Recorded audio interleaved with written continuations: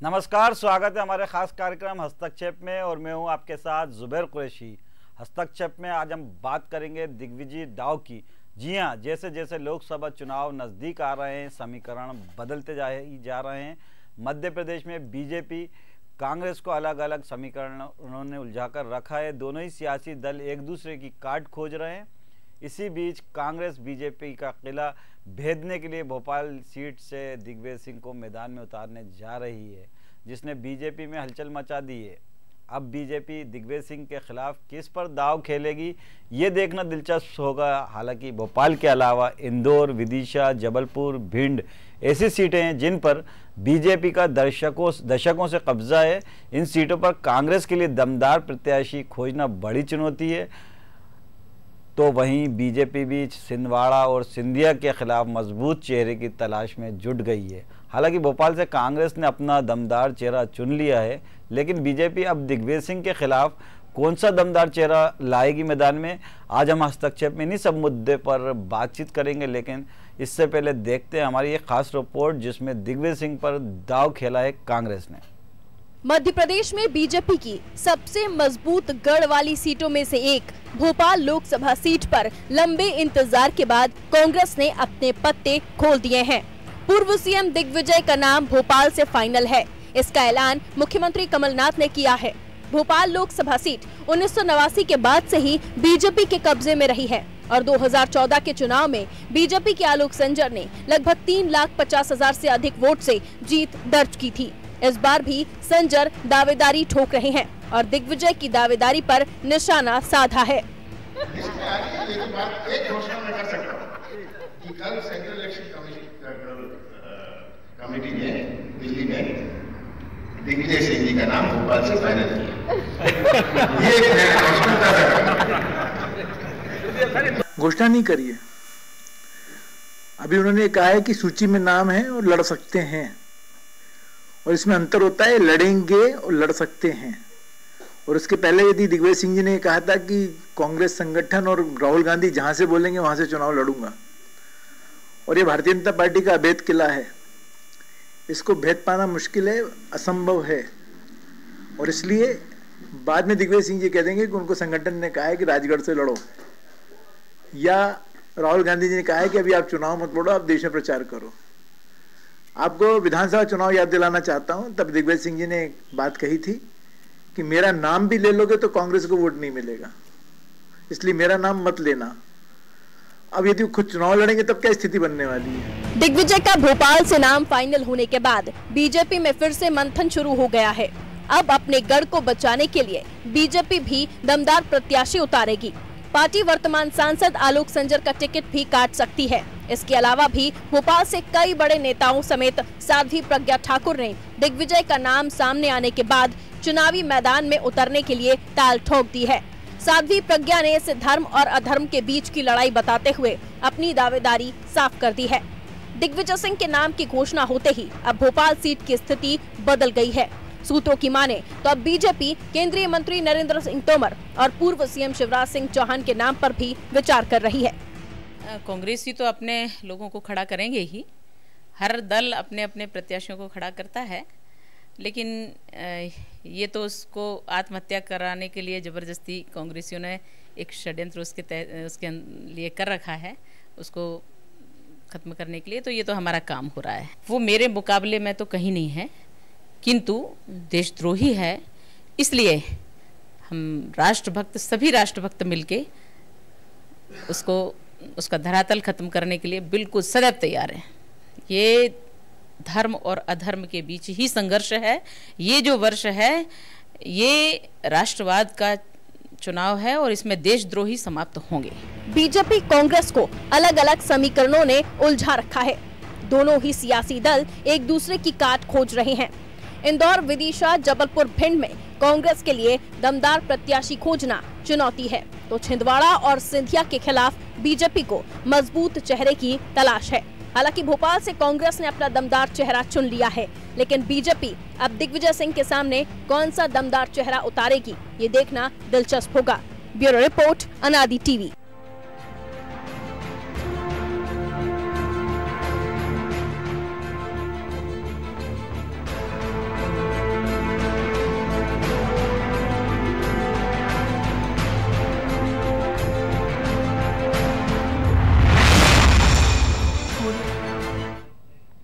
तो भोपाल सीट से दिग्विजय सिंह का नाम सामने आने के बाद बीजेपी में हलचल मच गई है।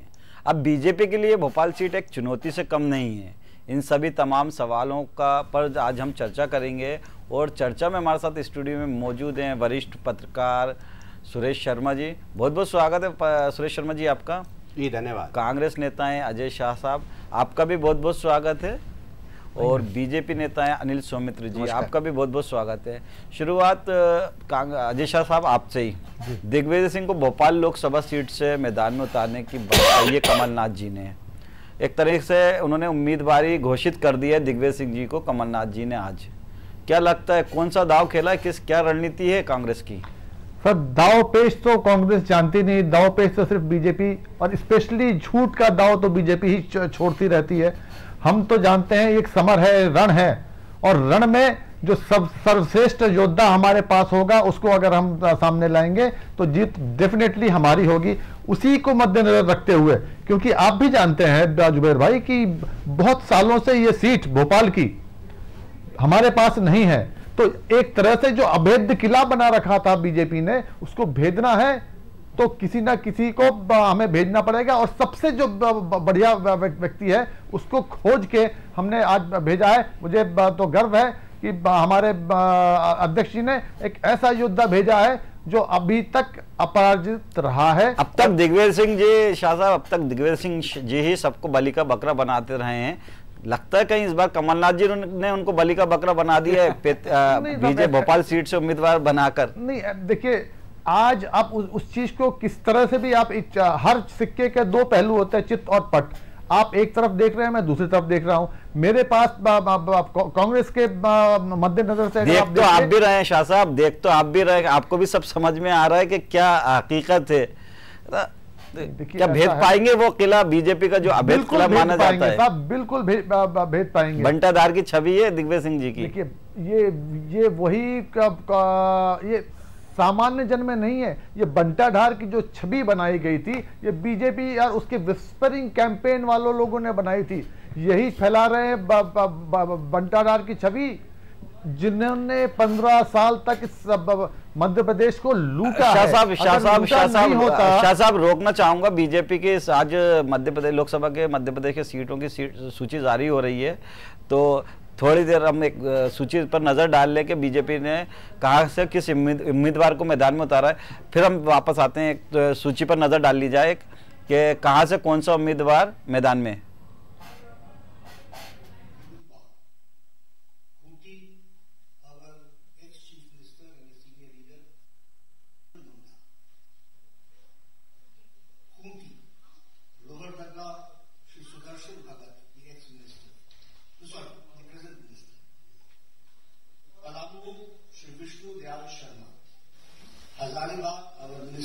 मिनिस्टर श्री जयंत सिन्हा, श्री विनोद भाई चावड़ा, नाउ गुजरात स्टार्स कच्छ, श्री विनोद भाई चावड़ा, साबरकाठा दीप सिंह राठौर, अहमदाबाद वेस्ट श्री किरीट भाई सोलंकी, डॉक्टर किरीट भाई सोलंकी, सुरेंद्र नगर डॉक्टर महेंद्र भाई मुंजपाल, राजकोट श्री मोहन भाई कुंडारिया, जामनगर श्री पूनम बहन मदान, अमरेली श्री नरन भाई कजारिया, खेड़ा भाई भावनगर मिसेस भारती बेन श्याल, खेड़ा देव सिंह चौहान, दाहोद श्री जसवंत सिंह भाभौर,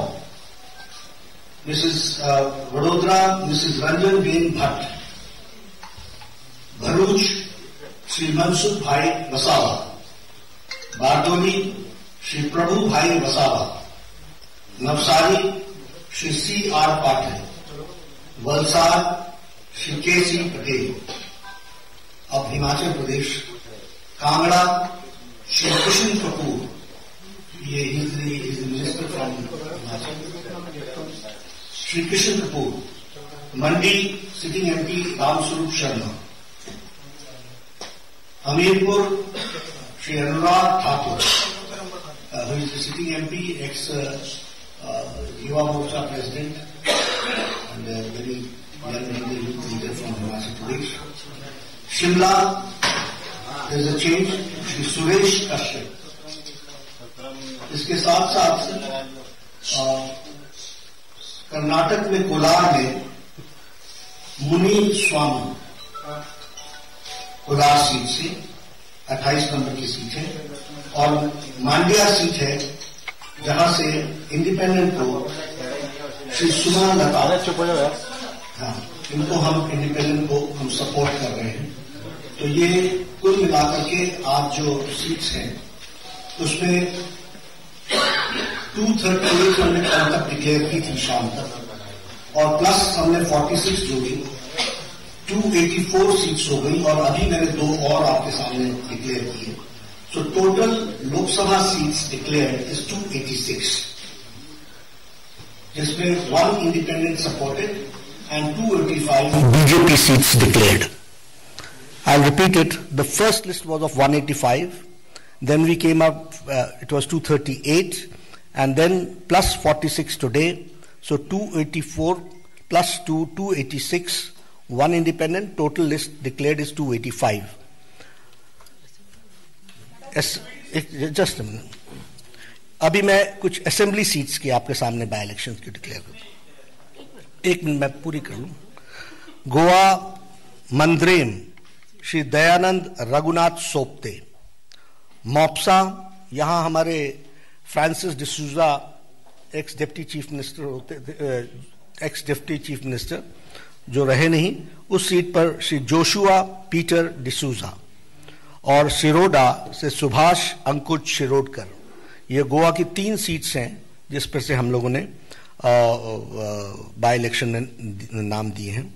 और गुजरात की 3 सीट्स हैं, धनगरदा श्री पुरुषोत्तम भाई साबरिया, जामनगर रूरल श्री राघव जी पटेल भाई पटेल, और मानवादार श्री जावर भाई चावड़ा।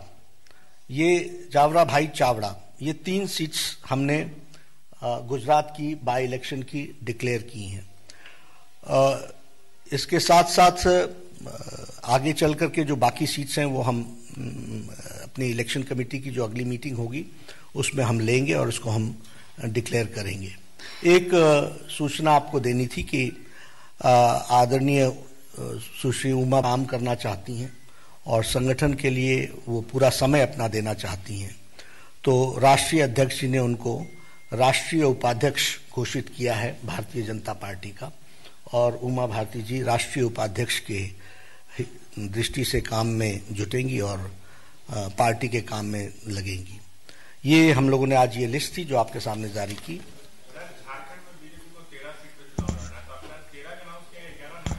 क्या अभी बाकी हैं कुछ? अभी बाकी है, हमने 14 डिक्लेयर की, नहीं नंबर 14 है।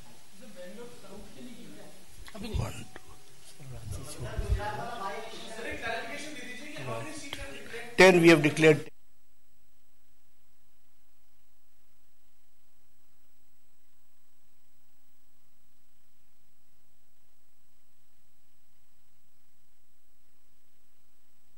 हाँ ठीक है। तो अभी बीजेपी ने अपनी 5वीं सूची जारी की है और मध्य प्रदेश से 3 उम्मीदवारों का नाम जारी किया। अभी हम चर्चा कर रहे थे दिग्विजय पर। क्या लगता है शाह साहब, आप जो बता रहे थे कि दिग्विजय सिंह को जो मैदान में उतारा, कितना टफ रहने वाला है बीजेपी के लिए? क्या बीजेपी ये जो कांग्रेस दिग्विजय सिंह जो बीजेपी का अवैध किला है उसको ढा पाएंगे? नहीं, बिल्कुल ढाएंगे साहब। इसमें तो हम कांग्रेस को कोई शक शुबहार कुछ भी नहीं है। ये तो उन बीजेपी वालों से पूछिए कि क्यों धुकधुकी उनको जब से हमारे कमलनाथ जी ने नाम अनाउंस किया है तो वो धुकधुकी क्यों बढ़ गई है।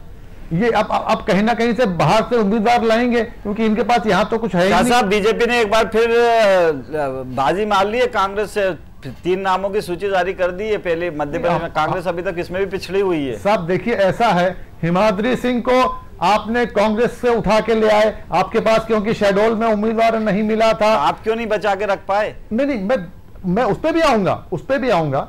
दूसरी चीज यह है कि डर के मारे हमारे नरेंद्र भाई वो ग्वालियर से डर के मारे वहां मुरैना क्यों भाग रहे हैं? तो ये तो दिखा रही है कि भाई खलबली मची हुई है, क्योंकि ये 15 साल बाद जो इन्होंने लूट खसोट की थी उसका सिला इनको मिलेगा। आएंगे शाह साहब, दोबारा आप पे आएंगे। मैं अनिल सुमित जी के पास जाना चाहूंगा। अनिल जी, क्या लगता है जिस तरह से दिग्विजय सिंह पर दाव खेला है, भोपाल से उनको मैदान में उतारा है, और साथ में जो बीजेपी ने अपनी सूची जारी की है, क्या मानते हैं कि दिग्विजय सिंह को जो मैदान में था, कोई रणनीति है कमलनाथ जी की, या उनको बलि का बकरा बनाया गया है, या वाकई दिग्विजय सिंह को एक मजबूत कैंडिडेट के रूप में उतारा गया है ताकि बीजेपी से का जो अवैध किला है उसको भेज सके?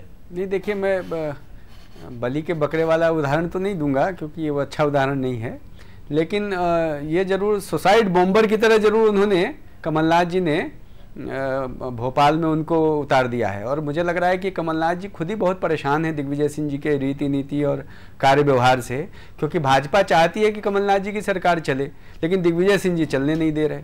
तो सबसे बड़े जो बाधक हैं कमलनाथ सरकार के चलाने में वो दिग्विजय सिंह जी हैं।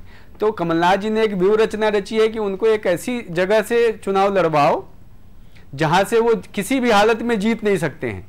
और मुझे लग रहा है कि आने वाले समय में आप देखेंगे कि भोपाल जो है वो मध्य प्रदेश ही नहीं, देश भर की राजनीति का केंद्र बन जाएगा दिग्विजय सिंह जी के आने के बाद, क्योंकि दिग्विजय सिंह जी के बाकी सारे गुण होंगे, लेकिन जो दो विशेष उनके गुण हैं। अनिल सुमित जी, कहीं ऐसा नहीं हो कि दिग्विजय सिंह जी जैसा आप बता रहे हैं सुसाइड बम की जगह वो एटम बम बन जाए बीजेपी के लिए? ना बन जाए, हम तो वही कह रहे हैं ना, लेकिन वो बन नहीं सकते, इसे यही कह रहे हैं हम। क्योंकि क्या है, दिग्विजय सिंह जी की दो खासियत जो उनके बारे में सब लोग जानते हैं मध्य प्रदेश में और देश भर में, जैसा आपने शुरू में उल्लेख भी किया, एक तो बंटाधार, दूसरा क्या है कि वो बसपा मतलब बिजली, सड़क, पानी, इसके विरोधी हैं, विकास विरोधी हैं, और दूसरा वो हिंदू विरोधी भी हैं। उनकी ख्याति भारत में नहीं दुनिया भर में, पाकिस्तान में लोग जय जयकारा करते हैं इनके, दिग्विजय सिंह जी के। तो मुझे लग रहा है कि भोपाल की जनता, विदिशा की जनता बहुत पहले से हिंदू विरोधियों को स्वीकार नहीं करती यहां। तो एक तो वो विकास विरोधी भी है, उनका पूरा व्यक्तित्व और पूरा अनुभव, दूसरा वो हिंदू विरोधी भी हैं। तो मध्य प्रदेश में और खास करके भोपाल में वो कहीं से स्वीकार किए नहीं जाएंगे, ऐसी मेरी अपनी समझ है। क्या लगता है डॉक्टर सुरेश शर्मा सर आपको कि बीजेपी ने जो, कांग्रेस ने जो दिग्विजय सिंह पे जो दाव खेला है वो कितना मुफीद है, और बीजेपी का अवैध जो किला है उसको भेदने में क्या सक्षम है दिग्विजय सिंह बम? जुबेर भाई, दिग्विजय सिंह जी बड़ा नाम है, इसमें कोई शक नहीं है। मध्य प्रदेश की राजनीति के जानकार हैं, इसमें भी कोई संदेह नहीं है, और अच्छे रणनीतिकार हैं, चुनाव भी बढ़िया लड़ेंगे, इसमें भी कोई शक नहीं है। लेकिन मैं एक जो पत्रकार के नाते एक मेरे जहन में एक बात आती है, और वो ये आती है कि आखिर कमलनाथ जी को इतनी जल्दी क्या थी कि उनके नाम को इस तरह प्रस्तुत करते। इसका मतलब कमलनाथ जी कहीं कहीं विनर बनने की कोशिश कर रहे हैं। उनके दिमाग में ये है कि चलो, जो आपने एक बात कही थी ना, मैं उसको कहीं कहीं स्वीकार करने जैसी स्थिति में खड़ा देख रहा हूं अपने आप को, कि दांव पर लगाने वाला है। और इनको जो है, उन्होंने कहा कि नहीं, वो तो पहले तो इन्होंने ही नाम चला, कमलनाथ जी ने, कि दिग्विजय सिंह को भोपाल से लड़ना चाहिए, जबकि इंदौर से बात चल रही थी। वो कह रहे थे मैं तो इंदौर से लड़ने के मूड में हूँ, लेकिन बाद में आ गई वो जो है। मुझे एक किस्सा बार बार याद आता है, मैं एक दो चैनल्स में बोल भी चुका हूँ कि दिग्विजय सिंह जी ऐसे नेता हैं जिन्होंने विक्रम वर्मा जी से कहा था कि आप अब की बार धार जिले वाली अपनी सीट से मत लड़िए विधानसभा का चुनाव, आप जो है इंदौर की किसी सीट से लड़िए, नहीं तो आप हार जाओगे। तो हम लोगों को ये लग रहा है कि दिग्विजय सिंह जी को राजगढ़ से हटाने का एक योजनाबद्ध तरीके से चक्र चल रहा है। कांग्रेस के हमारे अजय शाह जी बहुत आदरणीय बड़े हैं हमारे, वो नहीं मानेंगे हमको, और मैं कहता हूं एक प्रवक्ता को मानना भी नहीं चाहिए, प्रवक्ता को वही कहना चाहिए जो पार्टी कह रही। लेकिन व्यवहारिक ये है कि दिग्विजय सिंह जी की जो राजनीतिक छवि है, वो राजनीतिक छवि जो है इस समय अपने क्षेत्र के बाहर चुनाव जीतने जैसी नहीं है। और मैं आपको जुबेर भाई याद दिला दूं कि ये मध्य प्रदेश है, ये कुछ भी अजब गजब है, ये कुछ भी कर सकता है। बिल्कुल, जिस अर्जुन सिंह जी ने मध्य प्रदेश की जबरदस्त प्रगति कराई, उस अर्जुन सिंह को सतना और होशंगाबाद से हरा दिया। मैं ये तो नहीं कह रहा हूं तत्काल अभी, क्योंकि जब तक सामने कौन नाम आता है उस पर विचार किया जाएगा, लेकिन जो चर्चा में आ रहा है वो ये आ रहा है, आज ही से चर्चा जो दोपहर बाद से शुरू हो गई है, 2 बजे के लगभग, 1:30 पौने 2 बजे के लगभग नाम सामने आया हम लोगों के सामने। और अच्छा सुरेश शर्मा जी, जिस तरह से कहा जा रहा है कि दिग्विजय सिंह को तो पर तो दाव खेल दिया है कांग्रेस ने, और कमलनाथ जी ने अपनी चाल चल दी है। अब इसका नुकसान क्या होता है, कांग्रेस को मिलता है या फायदा मिलता है, ये तो चुनाव के रिजल्ट आने में पता चलेगा। लेकिन बीजेपी से अभी तक कोई नाम सामने नहीं आ रहा। कभी कह रहा है प्रज्ञा ठाकुर को उनका अपोजिट चुनाव में उतारा जा सकता है, कभी कहा जा रहा है कि शिवराज सिंह चौहान को मैदान में उतारा जा सकता है। आप एक पत्रकार के नजरिए से, एक राजनीतिक समीक्षक के नजरिए से क्या मानते हैं कि अगर दिग्विजय सिंह, अभी चूंकि नाम की विधिवत घोषणा नहीं हुई है, कमलनाथ जी ने एक अनौपचारिक चर्चा में इस बात का उल्लेख किया है, अगर उनका नाम डिक्लेयर होता है तो क्या कौन सा ऐसा उम्मीदवार होगा जो दिग्विजय सिंह का मुकाबला करने के लिए मुफीद होगा? नहीं, जहां तक देखिए बीजेपी की जो ये सीट है, ये सीट आप भी जुबेर भाई अच्छे से जानते हैं कि ये पूरी तौर पर विभाजित सीट है और इसके कारण जो है वो बीजेपी को लाभ मिलता है। यदि दिग्विजय सिंह खड़े होते हैं तो वो जो परिस्थिति के कारण जो भोपाल जीता जाता, वो परिस्थितियां अपने आप निर्मित हो जाएंगी और उसका एक सीधा बेनिफिट मिलेगा। तो मुझे ये नहीं लगता कि किसी बड़े कैंडिडेट को उतारने की आवश्यकता है। ध्रुवीकरण होगा, मैं स्पष्ट कर दूं और बात को, जब ध्रुवीकरण होगा तो दिग्विजय सिंह को नुकसान होगा। यदि ध्रुवीकरण नहीं हुआ तब दिग्विजय सिंह की जीत की संभावनाएं दिखती हैं। लेकिन मैं एक चीज आपको मैं और जरा स्पष्ट करना चाहता हूं और वो ये है कि दिग्विजय सिंह जी जिस तरह की सरकार में हस्तक्षेप कर रहे हैं, मुझे लगता है, मुझे कांग्रेस के एक प्रवक्ता का एक वाकया याद आता है जो मैं आपके चैनल पर साझा करना चाहता हूं। तो मैंने उन्हें कहा कि दिग्विजय कमलनाथ जी इतने अनुभवी नेता हैं और आज ऐसी क्या परिस्थिति निर्मित हो गई कि वो सरकार चलाने में जो छिंदवाड़ा मॉडल था वो नहीं दे पा रहे हैं, जो आउटपुट आना चाहिए वैसा आउटपुट नहीं आ रहा है उनका। तो उन प्रवक्ता महोदय बहुत विद्वान हैं, हमारे साथी हैं, उनका कहना यह था कि भाई साहब अभी आप लोकसभा चुनाव तक सब कुछ ऐसे ही देखते रहेंगे। उनने जो शब्द इस्तेमाल किया वो था कि पिछवाड़े पर ऐसा जमाएंगे जी कि आपको समझ में आ जाएगा। सिंधिया तो चले ही गए ना बाहर जी, वो ये उनका कमलनाथ जी का जो दाव था, शब्द था। जुबेर भाई मेरी बात पूरी कह देने तो, नहीं तो इसका गलत अर्थ निकल जाएंगे। उन्होंने ये कहा कि देखिए आपको मालूम नहीं, सिंधिया जी तो चले ही गए ना जी, बाकी नेता, उन्हें नाम नहीं लिया, बाकी नेताओं के पिछवाड़े पर ऐसी लात पड़ेगी कि वो राजनीति भूल जाएंगे। ये कमलनाथ हैं, आप इनको समझिए जरा जी। तो मैं तब से ये सोच रहा था कि आखिर किस पर और कहां क्या होने वाला है। तो वो जो है, मुझे लगता है वो प्रवक्ता महोदय काफी सक्रिय रहते हैं अपने चैनलों पर भी, और किसी कार्यक्रम में ही मेरी बात हुई और उन्होंने मुझे जब कहा तो मुझे आज ऐसा लग रहा है कि ये राजनीतिक खेल जो है गढ़ जीतने का कम है, गढ़ बचाने का ज्यादा है। बिल्कुल, और अपने जो इज्जत है, जो बात कही जा रही है कि अंडर का प्रेशर में चल रही है कमलनाथ सरकार, तो उससे भी बचने की कोशिश होगी, उससे बचने की कोशिश है, फिर एंड हो जाए। अनिल सोमैत्री जी, जो आज नाम घोषित किए हैं बीजेपी ने अपने पहली सूची में लोकसभा के लिए, उसमें ज्ञान सिंह और अनूप मिश्रा का टिकट काटा गया है। क्या लगता है अनूप मिश्रा जो एक अटल बिहारी वाजपेयी के नाम पर आप इतना सब कुछ किया आपने, और उनके भांजे का टिकट काट रहे हैं, ज्ञान सिंह जो पूर्व मंत्री रहे हैं, सांसद भी रहे हैं, उनका टिकट काट रहे हैं, तो क्या कहीं ना कहीं जो सीट टिकट को लेकर है, क्या बीजेपी इस समय बिल्कुल सोच समझकर टिकट बांट रही है और ये कांग्रेस की इससे कुछ ना कुछ कांग्रेस से उसका भय है? नहीं, देखिए जुबेर भाई, क्या भारतीय जनता पार्टी सोच समझ के नहीं, अनजाने में भी गलती न हो इसकी कोशिश करती है जी। तो इसीलिए जैसा आपने कहा, अनूप जी को जब भी टिकट मिला, चाहे वो सांसद का टिकट हो, चाहे विधानसभा का टिकट हो, उम्मीदवारी उनकी कोई अटल जी के भांजे हैं इसके कारण नहीं हुआ, उनका अपना व्यक्तित्व और कृतित्व रहा जिसके कारण उनको उम्मीदवार पार्टी ने बनाया। संगठन में लंबा उन्होंने काम किया और आज अगर विधानसभा का भी चुनाव लड़े थे वो, लेकिन अगर आज लग रहा है पार्टी को कि इनकी बजाय किसी और को उम्मीदवार बनाना ठीक होगा, उसके आधार पर बनाया है। लेकिन हम परिवारवाद और वंशवाद राजनीति में वो हमेशा खिलाफ रहे हैं, और इक्के दुक्के उदाहरण अगर आप छोटे मोटे उदाहरण छोड़ देंगे तो इस व्यवस्था का हमने इस विचार का पालन किया।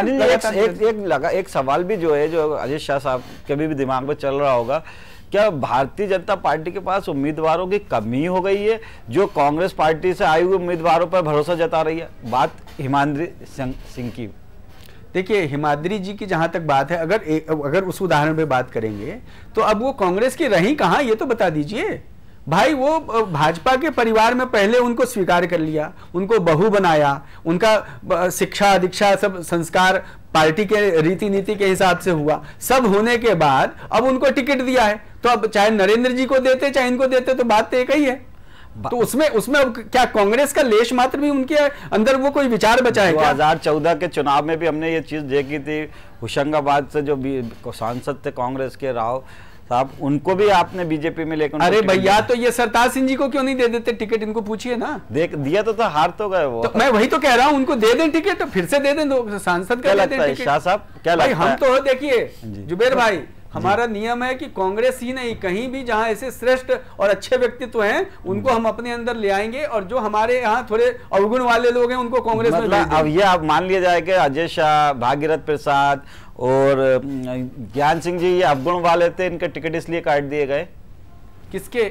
जो ज्ञान सिंह जी के काटा गया, अनूप मिश्रा का काटा कहीं कोई कमी होगी तो भागीरथ प्रसाद जी का टिकट भी आपकी जानकारी के लिए भागीरथ प्रसाद जी का भी टिकट काट दिया। जुबेर भाई बहुत स्पष्ट बात है कि उनसे ज्यादा उपयुक्त व्यक्ति वहां पर मिल गया, इसलिए दिया है टिकट। ठीक, सीधी सी बात। क्या लगता है शाह साहब? तो पहली बात तो यह है कि बीजेपी को मैं बड़ी ही झूठी पार्टी मानता हूं। आपके चैनल के अधिकांश लोग भी वही जानते हैं, क्योंकि कथनी और करनी में बहुत सारा अंतर होता है। दूसरी बात यह है कि ये जिस विचारधारा को बोलते हैं, चाल चलित चेहरे की बात करते हैं, लेकिन आप ही ने देखा अभी भी सिटिंग सांसद जो हैं कितने सारे नॉन बीजेपी बैकग्राउंड से हैं, तो इनको सिर्फ सत्ता की लोलुपता है, वो चाल चरित चेहरा सिर्फ दिखाने के लिए है। अभी भी मैं आपके चैनल में, आपको भी मालूम है कि हो सकता है कल गोंडवाना से भी किसी व्यक्ति को ले आके ये वहां फिर छिंदवाड़ा में लड़ा दें, तो इनके पास कमी नहीं, कमी है तभी तो बाहर से लोग इंपोर्ट कर रहे हैं।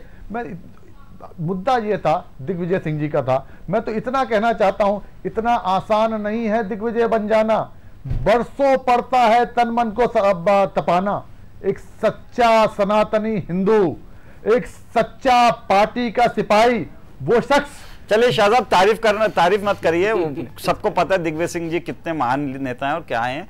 अनिल सौमित्र जी, एक और चीज आपकी जानकारी के लिए बता दूं, उज्जैन से चिंतामणि मालवीय जी उनका भी टिकट कट गया है, और उमा भारती जी ने चुनाव लड़ने से इनकार कर दिया। उन्होंने कहा है कि वो चुनाव नहीं लड़ना चाहती हैं और वो संगठन में काम करना चाहती हैं, तो उनको संगठन में आज ही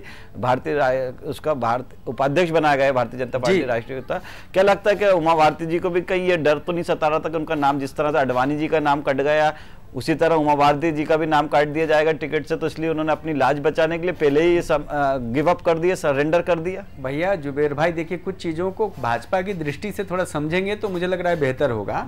हर बात कांग्रेस की दृष्टि से नहीं होती है, और भाजपा में तो भाजपा के लोग विचार करके, अडवाणी जी की उम्र कितनी है, तो क्या उनको मैदान में, ये तो अपने भारतीय परंपरा के बहुत खिलाफ है कि बेटा घर में ऐश करे और टीवी देखे और पिताजी को कहे जाके खेत में काम करो, जाके मैदान में लड़ाई करो, तो ये चलता नहीं है। उनकी उम्र हो गई, श्रद्धा सम्मान और उनके बुजुर्ग होने का पूरा उनके, इसलिए कहा कि आपके मार्गदर्शन में हम लोग सब चलेंगे, काम करेंगे। तो अडवाणी जी से भी यही इसी तरह से बयान दिलवा देते कि अब मेरी उम्र हो गई, मैं चुनाव नहीं लड़ना चाहता, सम्मान के साथ उनकी विदाई होती। जुबेर भाई, उमा भारती जी, उनको चुनाव नहीं लड़ना तो उनको संगठन के काम में जिम्मेदारी दे दी है। आडवाणी जी की उम्र ये है कि वो बैठे बैठे इशारे करके भी बहुत सारी चीजें ठीक कर सकते हैं, और सब जितने भी कार्यकर्ता, आज नेता और कार्यकर्ता कितने भी बड़े होंगे, आज भी आडवाणी जी के मार्गदर्शन में ही काम करते हैं, ध्यान रखिए। ये ऐसा नहीं है कांग्रेस की तरफ, मैं फिर उल्लेख करूंगा तो फिर अजय भाई को हमारे संकट आ जाएगा, इसलिए मैं उल्लेख नहीं करना चाहता। सीताराम केसरी जी के साथ क्या व्यवहार हुआ था जी, और सोनिया जी के साथ क्या व्यवहार हो रहा जी, बीमार हैं उसके बाद भी उनको कह रहे चुनाव लड़ो भैया जी।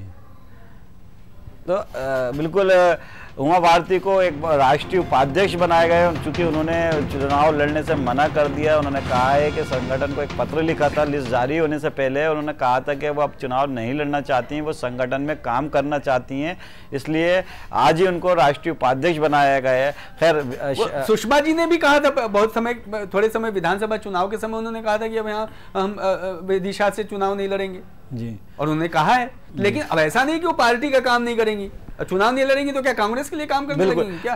सुरेश शर्मा जी, क्या लगता है आपको, जिस तरह से टिकट काटे जा रहे हैं, चिंतामणि मालवीय जी का टिकट काट दिया गया, अनूप मिश्रा का काट दिया गया, भागीरथ जी का टिकट काट दिया गया, ज्ञान सिंह का टिकट काट दिया गया, क्या ये विनिंग कैंडिडेट जो, और भोपाल से भी करीब करीब ये माना जा रहा है कि जो भोपाल से सांसद है आलोक संजर, उनका भी टिकट काटा जा सकता है, तो ये माना जाए कि इस बार जो लोकसभा चुनाव में नए कैंडिडेट के भरोसे बीजेपी उतरेगी, नए उम्मीदवारों के भरोसे उतरेगी, कहीं ना कहीं इन उम्मीदवारों से डर है कि कहीं ये शिकस्त ना कर लें? जुबेर भाई, छत्तीसगढ़ में जिस तरीके से सारे लोग बदल दिए गए ना जी, मुझे लगता है इस टाइप के फार्मूले आपको उपयोग में करना चाहिए। दिल्ली आप नगर निगम के चुनाव देखिए, तीनों में सारे पार्षद बदल दिए थे और फिर तीनों के तीनों बन गई। तो मुझे लगता है कि ये जो घराना शब्द में दूसरी बार ऊपर भी चैनल में मैं यूज कर रहा था, ये जो घराने बना लिए ना कि साहब मैं ही लड़ूंगा, मेरा बेटा ही लड़ेगा, मेरी बहू ही लड़ेगी, मेरी पत्नी लड़ेगी, ये मानसिकता नहीं होना चाहिए। कार्यकर्ता जो है वो बड़ी संख्या में कांग्रेस में भी है और बड़ी संख्या में भाजपा में भी है। वो बेचारा जीवन भर जो है अपना त्याग देता है। अब हम बाबूलाल गौर जी की बहुत प्रशंसा करते हैं और वास्तव में बहुत बड़े नेता हैं, दमदार हैं। मुझ जैसों को तो शुरुआती दौर में तो मैंने महसूस किया उनके नेतृत्व को। तो ऐसे व्यक्ति का जो है कितने कार्यकर्ताओं को वो खा गए। आप देखिए 3 पीढ़ियां खत्म हो गई उनके जो है इतने सम्मान तक पहुंचने के लिए, और वो 3 पीढ़ियां जो है वो कहां चली गई, आप देखिए जरा बारीकी से सोचिए। तो मुझे लगता है कि आप 1-2 बार पार्लियामेंट के मेंबर रह गए, देश को यदि आपकी जरूरत है, पार्टी को यदि लगता है कि आपकी देश को जरूरत है तो आपको कंटिन्यू कर देगी, नहीं तो आपको ये मानस बना करके रखना चाहिए। और मैं कांग्रेस भाजपा सबके बारे में ये कह रहा हूं कि आपको जो है 1-2 बार पार्लियामेंट के मेंबर हो गए, उसके बाद आप अगले व्यक्ति को लाइए, वो नए विजन से काम करेगा, उसकी नई सोच होगी, नई जिज्ञासा होगी, नया उसमें तेवर शक्ति होगी काम करने की। हम जो है लगातार बैठे बैठे पानी भी सड़ जाता है। 15 बरस बाद सरकार बदल गई, ठीक है, कुछ तो नया करेंगे, ये जितने दिन रुकेंगे उतने दिन। 15 साल के बाद यदि हम शिवराज जी को फिर से कंटिन्यू कर देते तो हमारे सामने ये एक समस्या होती कि उनके पास नया विजन क्या है, वो तो जनता से मांगने चले गए थे विजन ना। अब ये जो इसलिए बदलते रहने में मुझे आपत्ति नहीं है। ये बात ठीक है कि खबर की दृष्टि से यही महत्वपूर्ण है कि आप टिकट कटा इसलिए हमारा टीआरपी बढ़ जाएगा या मेरी खबर को लोग पढ़ेंगे प्रिंट मीडिया में, लेकिन व्यवहारिक ये कि नेताओं को चाहिए कि बदलते रहना चाहिए। बिल्कुल। शाह साहब, एक तरफ दिग्विजय सिंह के नाम की घोषणा कर रहे हैं कमलनाथ जी के, और ये भी बोलना है कि सूची तो मेरी जेब में रखी। आज जब उन्होंने अनौपचारिक चर्चा हुई तो उन्होंने कहा कि मैं सूची मेरी जेब में रखी हुई है, लेकिन एक नाम की घोषणा मैं जरूर कर देता हूँ कि दिग्विजय सिंह जी को भोपाल लोकसभा सीट से उम्मीदवार बनाया गया है। आखिर सूची जारी करने में जब जेब में तो जारी क्यों नहीं कर रहे? देखिए ऐसा है, कल जो CWC की बैठक हुई थी, मध्य प्रदेश पहले और दूसरे चरण की सीटें और छत्तीसगढ़ की सीटें ऑलरेडी फाइनलाइज हो गई। ये चीज आपके पीसी में हमारे छत्तीसगढ़ के मुख्यमंत्री भी बता चुके हैं, इसमें कोई नई बात नहीं है। कल हो सकता है कि CWC उसको वहां से जारी कर दे। उन्होंने, आपने भी बताया और मैं आपको धन्यवाद देना चाहूंगा कि उन्होंने ये नहीं कहा कि लड़ने जा रहे हैं, लड़ सकते हैं। तो इसमें और उसी पे देखिए इतने वो बाकायदा कमलनाथ जी ने ये कहा है कि जो सेंट्रल कमेटी है उसने दिग्विजय सिंह जी के नाम पर मोहर लगा दी है भोपाल लोकसभा सीट से, तो मतलब एक तरह से उन्होंने घोषणा ही कर दी। नहीं, अगर अच्छी चीज है, अच्छी चीज है, वो जो अनकन्फर्म रिपोर्ट है उसी से ही पसीने छूटने लगे। काफी खुश नजर आ रहे थे, जैसे उन्होंने जंग जीत ली कमलनाथ जी ने भोपाल लोकसभा चुनाव से जितने भी उम्मीदवार बनवाकर। सब जितने भी कांग्रेसी सब खुश हैं। कई बार ऐसा होता है, बहुत बड़ा योद्धा हमने यहाँ पे भोपाल में छोड़ा है जो सबको परास्त करके छोड़ेगा। और साथ में ये भी कहा शाह साहब के मैं तो बहुत खुश हूँ। अब ये पूछिए दिग्विजय सिंह जी खुश है या नहीं है? लेकिन उन्होंने तो ऑलरेडी कहा है, कमलनाथ राजीव जी बोलेंगे लड़ने को तैयार है। जी जुबेर भाई एक बड़ी चीज और देखना जी, कांग्रेस में एक बड़ी खबर और चल रही है जी। बड़ी खबर ये चल रही है कि दिग्विजय सिंह जी जो हैं वो मोबाइल ऑन करके मुख्यमंत्री के स्टेटमेंट को इंदौर वालों को सुनाते हैं जी, और बदले में कमलनाथ जी कहते हैं कि देखिए सूची तो मेरी जेब में रखी है जी, पर मैं दिग्विजय सिंह का ही नाम बता रहा हूं आप जी जी। इसको हम लोग क्या कौन सी खबर के रूप में देखें? बिल्कुल जुबेर भाई, 2 ही लोग प्रसन्न हैं, एक कमलनाथ जी और एक भाजपा का नेतृत्व। भाजपा का नेतृत्व जाहिर सी बात है प्रसन्न हुआ क्योंकि उनकी मन की मुराद हो सकता है पूरी हो गई हो। खैर एक सवाल है अनिल जी आपसे कि जिस तरह से आपके यहाँ जो उम्मीदवारों के टिकट काटे हैं, 4 से 5 सांसद सिटिंग के एमपीज के टिकट काटे, कहीं ना कहीं इनसे भीतरघात की संभावना रहेगी बीजेपी को? नहीं, देखिए भीतरघात की बात नहीं है। देखिए यहाँ पर जिनको भी टिकट, एक सवाल और सर, माफी चाहता हूँ रोकना, भागीरथ जी को पिछली बार कांग्रेस से टिकट मिल चुका था, फाइनल हो गया था टिकट, उनका नाम भी डिक्लेयर हो गया था और उसके बाद उनको रातों रात बीजेपी में शामिल करके उनको टिकट दिया गया था। इस बार उनका टिकट काट दिया गया। वो देखिए, मैं इसलिए कह रहा हूँ कि उस समय के लिए वो ज्यादा उपयुक्त थे, अभी वो उपयुक्त नहीं रहे। देखिए 4 चीजें ऐसी है जिसके आधार पर टिकट का या उम्मीदवारी तय होती है। इस समय तो वो ना घर के रहे, ना घाट के रहे, ना इधर के रहे, ना उधर के रहे, ऐसी स्थिति होगी इनकी। आज ऐसी स्थिति लाके खड़ी कर दी उनकी। जुबेर भाई, मेरा ये कहना है कि अगर वो सांसद नहीं रहेंगे, देखिए राजनीति के बहुत सारे तरीके होते हैं भाई। मैं अगर उम्मीदवार नहीं हूं तो क्या मैं राजनीति में काम नहीं कर रहा हूं? और ऐसे अगर उम्मीदवारी की ही बात करेंगे तो विधानसभा और लोकसभा की कितने सीटें हैं, कितने उम्मीदवारी है? तो हजारों ऐसे कार्यकर्ता और नेता हैं जो बिना उम्मीदवारी के, बिना चुनाव जीते भी राजनीति कर। लेकिन सर कुछ तो लोग सिर्फ सांसद और विधायक बनने के लिए पार्टी में आते ना, इसलिए आते, नहीं तो वो कांग्रेस उनके लिए क्या बुरी? भाजपा में कम से कम ये नहीं चलेगा जुबेर भाई। तो कांग्रेस उनके लिए क्या बुरी थी? नहीं तो वो बताएंगे ना जी। अब नहीं तो अगर बुरी नहीं अच्छी तो अब कांग्रेस वाले ले लें उनको। मतलब तो आपने इनका यूज कर लिए, यूज एंड थ्रो वाली बात हो गई। नहीं, ये यूज एंड थ्रो वाली बात नहीं है। उनके लिए पार्टी में और बहुत सारी भूमिकाएं हैं, सरकार बनेगी उसमें बहुत सारी भूमिकाएं हैं, और वो प्रशासनिक अधिकारी रहे हैं, उसके नाते उनका अनुभव है, उसके पूर्व सांसद के नाते उनका बहुत सारा अनुभव होगा जो बहुत सारा काम कर सकते हैं। जी बिल्कुल। अजय शाह साहब कुछ कहना चाह रहे हैं? नहीं, मैं सिर्फ इतना, मतलब निकल गया है तो पहचानते नहीं, यूं जा रहे हैं जैसे भागीरथ जी को जानते नहीं। ये तो चाल चरित्र, चेहरा सामने आ गया। आपसे बेहतर कौन जान सकता है शाह साहब? ये आपसे बेहतर कौन जान सकता है? नहीं, मैं वही बोल रहा हूँ साहब, चाल चरित्र चेहरा तो सामने आ गया ना साहब जी। बिल्कुल। आप जब तक आपके इस्तेमाल करने लायक चीज है, आप भी इस चाल चरित्र चेहरे से पीड़ित रह चुके हैं। नहीं, मैं कहाँ पीड़ित रह चुका हूँ साहब? जुबेर भाई, मैं तो एक उदाहरण है ना, सरताज सिंह जी हैं और दूसरा वो अपने कुसुमरिया जी, तो क्या उनको टिकट देंगे? करेंगे? बस पूछिए इनको। तो मैं तो ये कह रहा हूं ना कि आप तो ठीक खाली चुनाव के समय उनका उपयोग कर लेते हैं, उसके आगे पीछे भगीरथ प्रसाद ही नहीं, बहुत सारे ऐसे कांग्रेस छोड़ के चाहे दूसरे दल छोड़ के आए, उनका हम लोगों ने संगठन के स्तर पर और राजनीति के जो अलग अलग प्रकार है उसमें उनका सहयोग लिया, उपयोग किया है।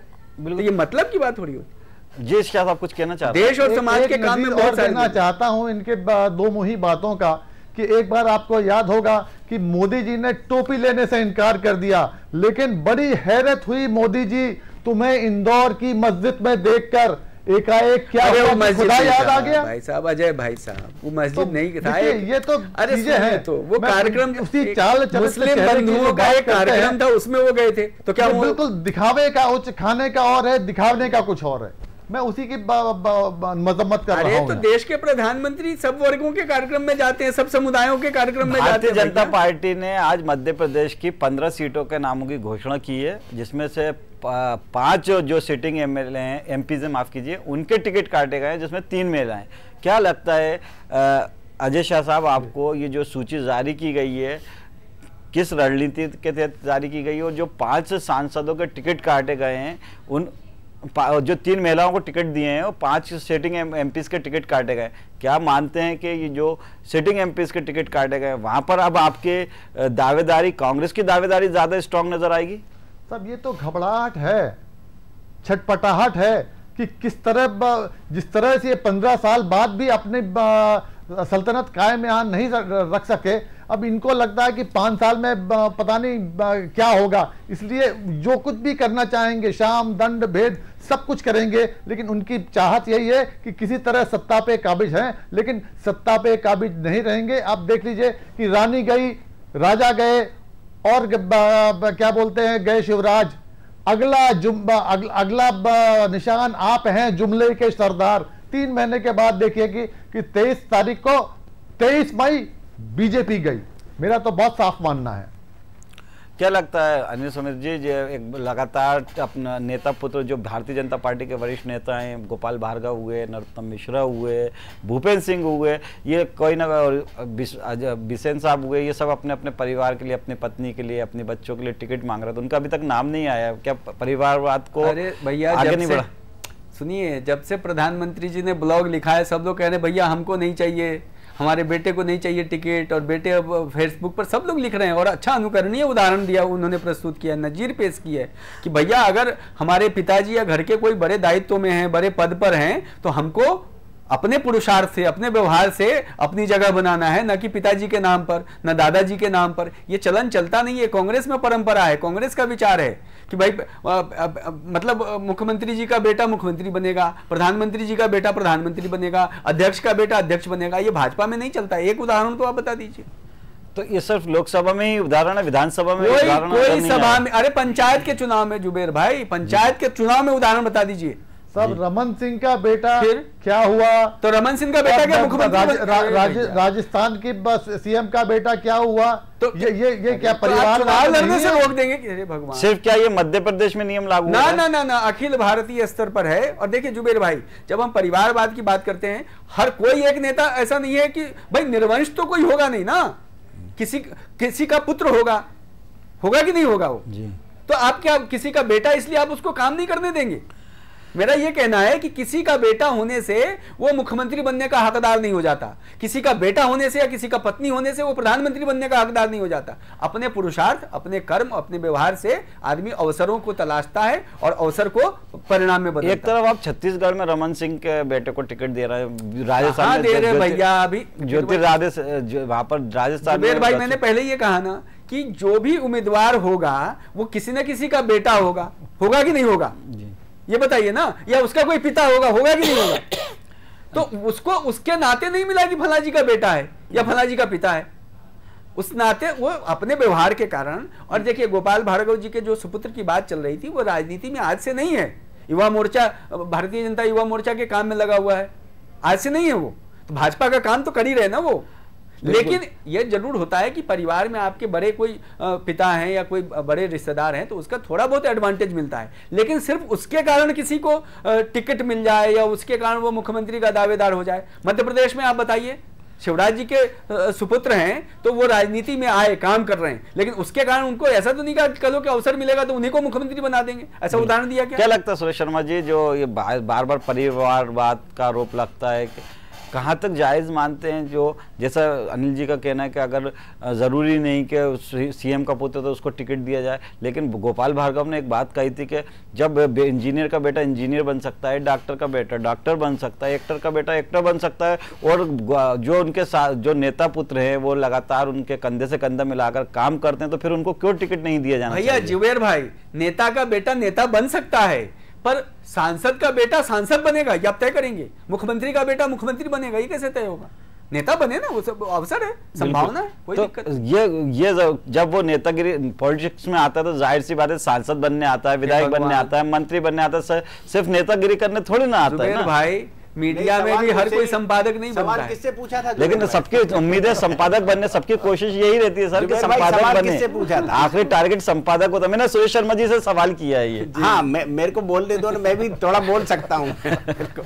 नहीं, मैं एक बात कह रहा हूँ, ये बात बिल्कुल फैक्ट है कि वंशवाद की परिभाषा को भ्रमित करने की कोशिश की जा रही है। और यदि मान लो कोई व्यक्ति को पार्लियामेंट या असेंबली की सीट मिल गई, और इसलिए मिल गई कि उससे पहले उसके पिताजी भी उस सीट पर से एमएलए रहे थे, तो इसका मतलब ये हो गया कि ये घरानों की सीट हो गई है।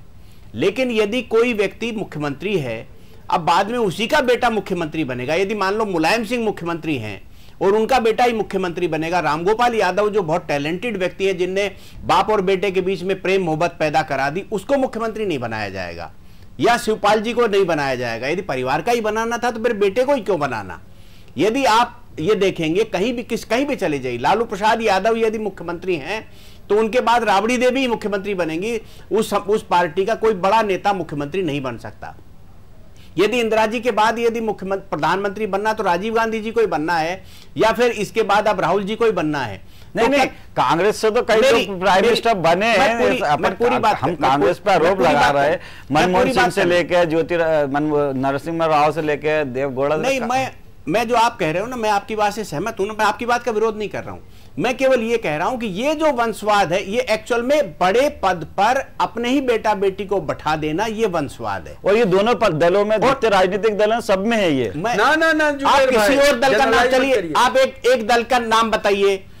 कम्युनिस्ट पार्टी और भारतीय जनता पार्टी दो ऐसी पार्टी हैं जहां परमानेंट अध्यक्ष नहीं होता, परमानेंट जो है महासचिव नहीं होता। आप मुझे बता दीजिए कि ज्योति बसु का बेटा ही जो बना था क्या मुख्यमंत्री?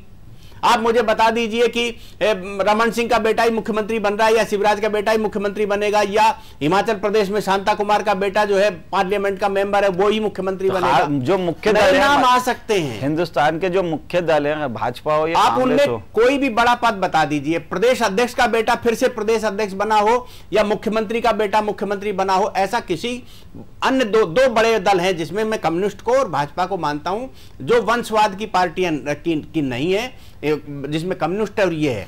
बाकी तो सारी पार्टियां ही ऐसी हैं। कांग्रेस एक ऐसी पार्टी है जो राष्ट्रीय पार्टी है। ये बात ठीक है कि लोग आरोप लगाते हैं कि उनके परिवार वाले ही अध्यक्ष बनते हैं, लेकिन बाकी पार्टियां तो ऐसी हैं कि वो घर के बाहर ही नहीं है। आप मुलायम सिंह जी की पार्टी को देख लीजिए, आप मायावती जी की पार्टी को देख लीजिए, आप शरद पवार जी की पार्टी को देख लीजिए, आप लालू यादव जी की पार्टी को देख लीजिए, आप ममता बनर्जी की पार्टी को देख लीजिए।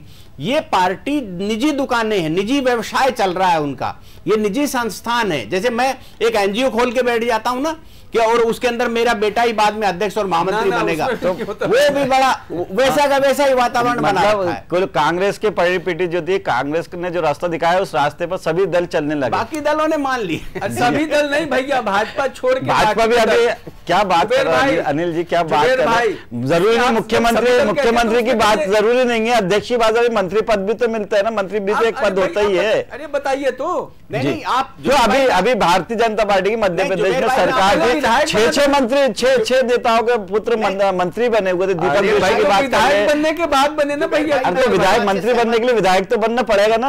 हाँ तो इसलिए मैं कह रहा हूँ, मैं आपकी बात से सहमत हूँ कि सुंदरलाल पटवा जी के बेटे को जो है बनाया गया, कैलाश जोशी जी के बेटे को बनाया गया, मैं आपकी बात से सहमत हूं, ये केवल इसलिए बनाया गया, लेकिन बीरेंद्र कुमार शुक्लेचा के बेटे को नहीं बनाया गया।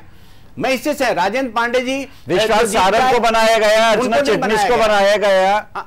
तो ये बात बिल्कुल है कि बड़े पिता का प्रभाव जो है वो सामने दिखाई दिया, इसमें कोई शक नहीं। हर्ष सिंह को मंत्री बनाया गया। आपको एक बड़ी जानकारी दूं मैं, सुंदरलाल पटवा जी को के पास प्रस्ताव गया, तीन पूर्व मुख्यमंत्रियों के पुत्र मंत्री थे, हर्ष सिंह, सुरेंद्र पटवा, दीपक जोशी। नहीं, मैं तो आपके सामने जुबेर भाई नई चीज बता रहा हूं, वो ये कि सुंदरलाल पटवा जी को ये कहा गया कि कैलाश जोशी जी का सुपुत्र जो है वो 2 बार का विधायक है, दीपक जोशी, उसको मंत्री बना लेते हैं। तो उन्होंने कहा कि फिर हमारा सुरेंद्र क्या बुरा है? तो उन्होंने कहा सुरेंद्र 1 बार का एमएलए। बोले नहीं, 1 बार का हारा हुआ एमएलए, 1 बार का जीता हुआ एमएलए, तो 2 बार का हो गया ना, आप उसको बनाइए जी।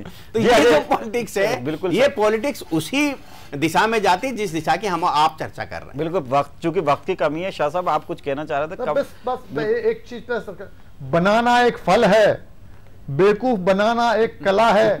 बीजेपी को उखाड़ फेंको, इसी में देश का भला है। बहुत बढ़िया, आप इसी तरह से चुटकुले सुनाते रहिए, व्यंग सुनाते रहिए, बीजेपी अपना काम करती रहेगी। अभी लिस्ट भी जारी नहीं कर पाए, आप चुटकुले में ही लगे रहिए। बहरहाल आज हम चर्चा कर रहे हैं पत्रकार हस्तक्षेप में दिग्विजय जो शाट खेला है कमलनाथ जी ने, एक तीर से कई शिकार किए, और इसी पे अब आगे देखना है कि दिग्विजय सिंह इस जो तीर फेंका है, जो बाजी खेली है कमलनाथ जी ने, उसमें कितने सफल हो सकते हैं। आप तीनों मेहमान हमारे साथ जुड़े, आप तीनों मेहमानों का बहुत बहुत शुक्रिया।